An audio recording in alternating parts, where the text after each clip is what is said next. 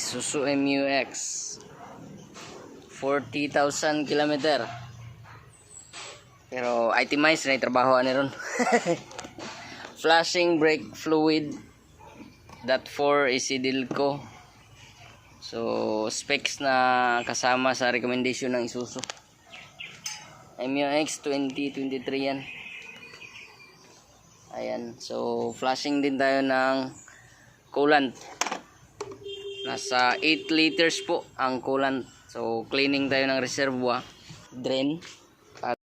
So pag mag-drain ka ng coolant or flush out, kailangan tanggalin mo tong dalawang skid plate cover sa ilalim. So mas better kung meron kang ganitong ano, mas madali. So dito yung drain plug niya, no. Ayan. Ito yung drain plug sa ating radiator. So drain mo lang hanggang sa maubos, wala nang laman. At ito yung napapalit, oh. Isuzu BVP na coolant. Sure ba? Sure. Kaya marami ng concern na magproblema yung radiator, magbara. Or hindi abot ng 10 years, magbara na yung radiator. Kaya mag-genuine coolant kayo. So manufacture date ng coolant nito 2024. Tapos ang expiration 2032.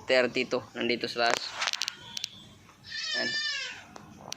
So mas magandang magpalit kayo ng mga parts na recommended. Best ang genuine. At timado kayo ninyo unit. Ayun. Fights kayo. Si Sir na bahala diha mag-DIY. So, kuan ni followers.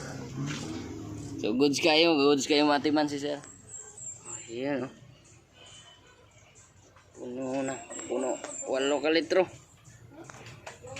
Pero i-blade pa na ito, tanaw na ito, sigo na ba dyan walo. Isawin po, sir. Ito, hindi. Mapapagastos ka talaga pag coolant. Parang sinsuil lang. Then mag-ano tayo, mag-bleed out nito pag mag-start na ang makina. Tingnan natin kung may hangin pa ba. Puno kayo, aji ka. Bula.